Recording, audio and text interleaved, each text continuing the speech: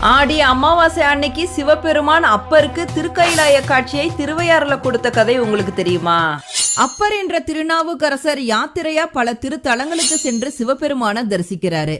திருக்காலத்திற்கு வந்து காலத்தியப்பரை தரிசித்த அப்பருக்கு திருக்கைலாயம் போய் சிவபெருமானோட திருக்குளத்தை தரிசிக்கணும் அப்படிங்கிற ஆசை வருது. நடந்தே திருக்கைலாயம் நோக்கி போறாரு அப்பர்.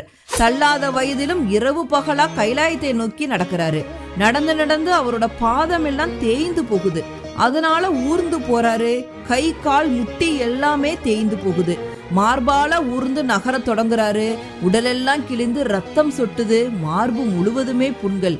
எப்படியாவது சிவபெருமான பார்த்து விடணும் அப்படின்னு சொல்லிட்டு உருண்டு புரண்டு கைலாயத்தை நோக்கி போறாரு அப்பர். இதை பார்த்த சிவபெருமான் முனிவர் வடிவத்துல அப்பர் முன்னாடி தோன்றாரு. மானிடர்கள்னால கைலாய காட்சியை காண முடியாது,